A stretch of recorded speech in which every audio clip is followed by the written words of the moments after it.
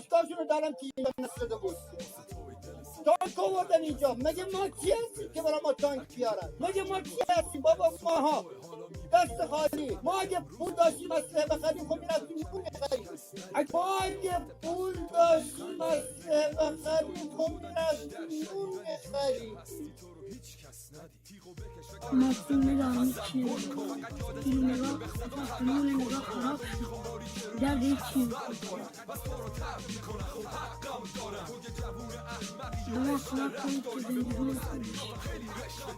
کنید که زندگی نکنید.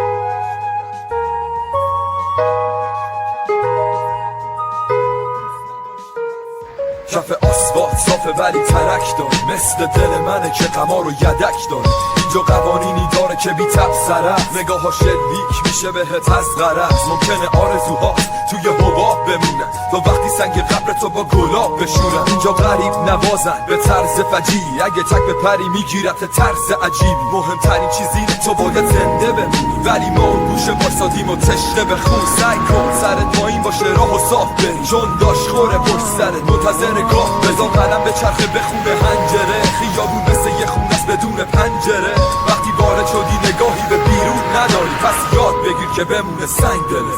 داره بازم میگذره همه لحظه های من توی خیابون. اگه مثل مایی از جنس مایی پس بیاد خوش. همین بوده قبلا همین میمونه تا بعد زندگی، یعنی بمونیم تا بمیریم ما توی خیابون.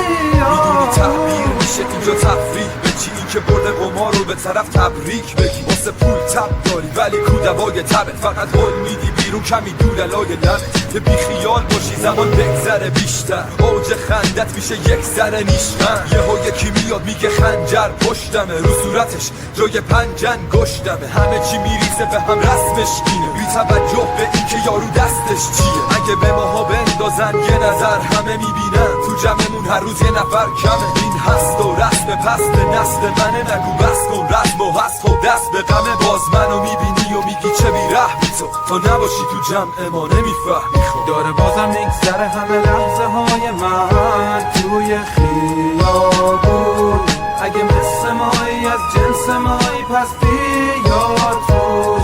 همین بوده قبلا همین میمونه تا ابد زندگی، یعنی بمونیم تا بمیریم ما توی خیابون. خوشه به قدم زدن زیر نم بارون، شاید بتونه بشوره یکم از دغدغه هامون. چون که زندگی نه به باره نه به